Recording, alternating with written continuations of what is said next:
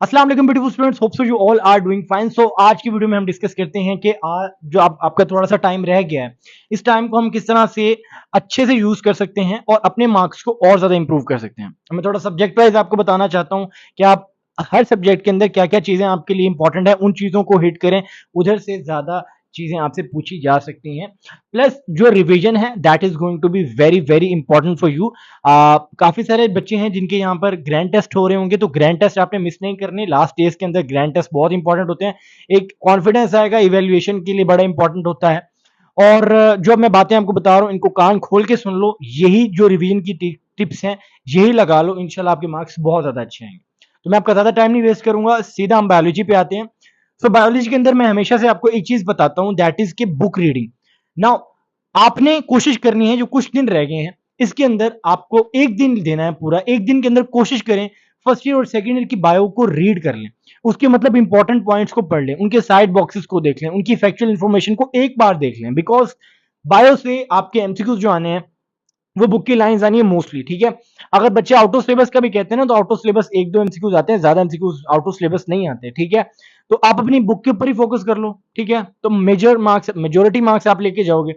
And इसके ऊपर आप ज्यादा टाइम ना लगाओ, ठीक है, बुक को सिर्फ एक गो थ्रू, क्योंकि आपने ना 3-4 बार बुक को रिवाइज कर लिया, अब सिर्फ एक लास्ट टाइम पे एक इमेज बनने की जरूरत है। क्योंकि ना क्या होता है कि आपकी मसल मेमोरी स्ट्रांग होगी, पहली चीज। दूसरी चीज ये है कि बायो ना एक ऐसी चीज है जो बुक की लाइंस आनी होती है, तो आपके दिमाग में ना अगर आपने उस चीज को इंस्टेंटली अभी थोड़े दिन पहले ही रिवाइज किया होगा ना, तो आपके लिए वो पेपर वाले दिन बड़ा इजी हो जाएगा, आप रिलैक्स बैठोगे और आप जो है माइंड के अंदर आराम से उस चीज को पिक्चर करके अपना एमसीक्यू सॉल्व कर सकते हो। तो biology is all about imagination. आपने जो चीजें पढ़ी हुई हैं, ठीक है, पूरे साल आपने मेहनत की है, उस मेहनत का आपको अभी सिला इसी तरह से मिल सकता है कि आप उस चीज को टाइमली रिवाइज कर लो। बायो के अंदर मिनिमम एक रिवीजन तो करो, इस पूरी बुक की रिवीजन करना बहुत जरूरी है। बुक रीडिंग करो, साइड बॉक्सेस को देखो, उसकी फैक्चुअल इंफॉर्मेशन को देखो, क्योंकि वो रट्टे वाली चीजें होती हैं, तो वो एट टाइम पे बंदा थोड़ा कंफ्यूज होता है कि क्या डेट 1879 थी या 1869 थी, तो बच्चे को डिफरेंस नहीं समझ में आता ना उस टाइम पे। तो आपने अगर अच्छी एक रिवीजन दी होगी तो आपके लिए बहुत ईजी हो जाएगा। तो बायोलॉजी को एटलीस्ट एक दिन दो, पूरा दिन दो, उसके सबसे ज्यादा मार्क्स हैं, उसमें सबसे ज्यादा मार्क्स लेना आपकी पहली प्रायोरिटी होनी चाहिए। तो इसलिए आई वुड सजेस्ट कि एक दिन देना इसको, that's not going to change anything, but आपके मार्क्स इंप्रूव हो सकते हैं। Now we will talk about the chemistry.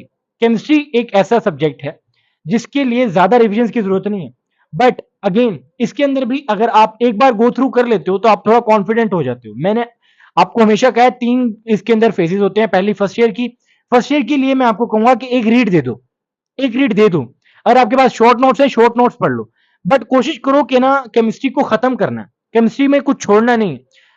First year की आप शॉर्ट लिस्टिंग से पढ़ लो, या फिर आप बुक रीडिंग में आपने पॉइंट्स लिखे हुए हैं तो बुक रीडिंग कर लो। और इसके अंदर आपको एक दिन पूरा आप दे सकते हो, या फिर आधे दिन के अंदर भी इसको आप कर सकते हो। मतलब आपने ना पूरी पॉइंट पढ़ते जाना है, ज्यादा इधर उधर की चीजें, एक्स्ट्रा चीजें पढ़ने की जरूरत नहीं है। एग्जाम्पल्स, डेफिनेशन जो मेन इंपॉर्टेंट है उनको देख लेना है, पूरी डेफिनेशन आ जाती है। अच्छा, उसके अलावा साइड बॉक्सेस ये बहुत इंपॉर्टेंट है केमिस्ट्री के लिए, फर्स्ट ईयर की स्पेशली। फिर बात करते हैं ऑर्गेनिक केमिस्ट्री। ना organic chemistry is very important. Organic chemistry में से आपसे मेजर सवाल पूछे जाएंगे।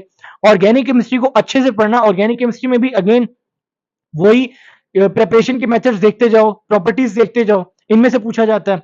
टेम्परेचर पूछा जाता है, कैटलिस्ट पूछे जाते हैं। उसके अलावा आपसे स्टेप्स पूछे जाते हैं, ठीक है, जैसे हेलोजिनेशन के अंदर आपके स्टेप्स आ जाते हैं 3-4, तो वो पूछे जा सकते हैं। फिर उसके बाद आपसे क्या है, एग्जाम्पल्स पूछी जाती हैं अगेन। तो आपने इन चीजों के ऊपर फोकस करना है ऑर्गेनिक केमिस्ट्री के अंदर। और इनऑर्गेनिक सबसे कम एमसीक्यूज यहाँ से आते हैं, बट बड़े ही इजी एमसीक्यूज होते हैं अगर आपने अच्छे से पढ़ी हो। तो एक बार पीरियोडिक टेबल को देख लेना, उस हिसाब से फिर आप ट्रेंड्स को एक बार रिवाइज कर लेना दिमाग के अंदर, ठीक है। तो आपने ज्यादा कोशिश करनी है कि कम टाइम में ज्यादा आउटपुट निकालना है, और ये तभी पॉसिबल हो पाएगा जब अपनी डिस्ट्रैक्शंस को आप साइड पे करोगे।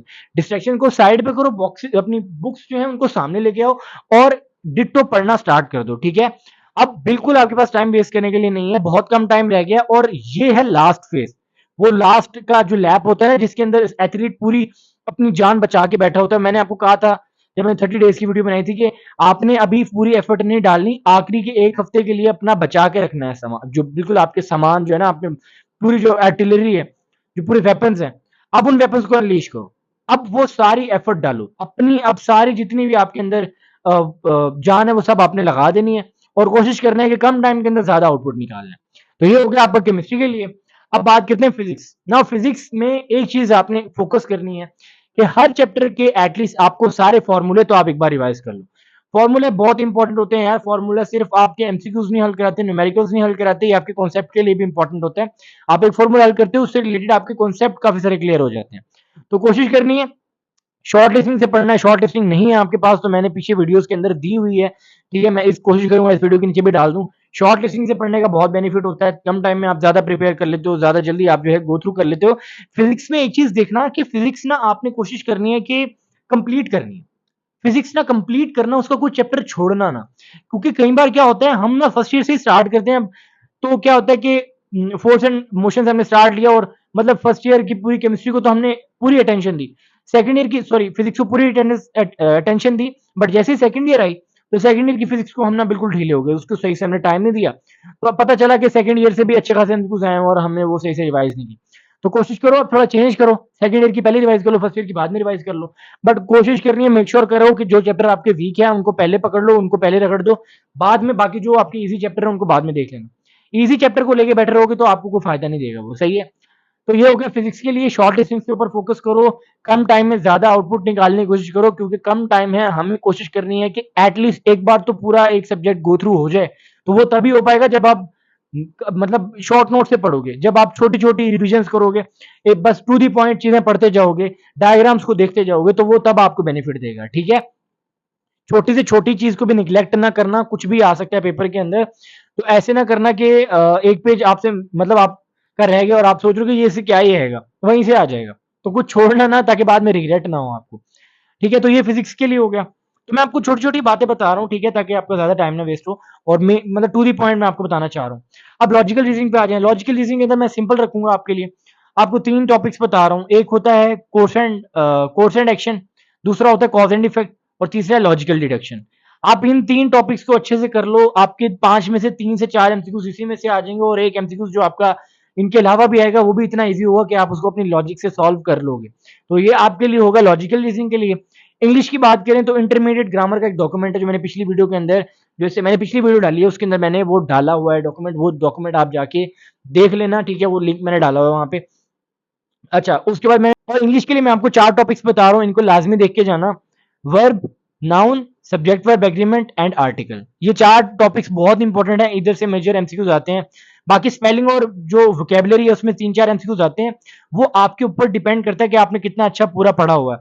अदरवाइज वो मतलब सिंपल भी हो सकता है, आपकी किस्मत के ऊपर है।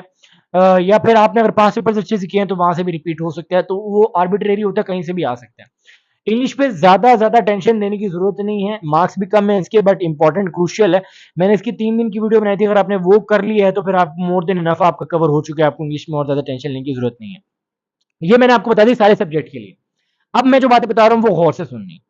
सबसे पहली चीज, आप जो भी अब मेजर ग्रैंड टेस्ट दे रहे हो, डोंट डिसहार्ट। अगर आपके मार्क्स थोड़े कम भी आ रहे हैं, कोई टेंशन लेने की जरूरत नहीं है, आपका भी ऑफिशियल पेपर रहता है। अभी ऑफिशियल पेपर रहता है, अभी कोई हतमी नहीं है।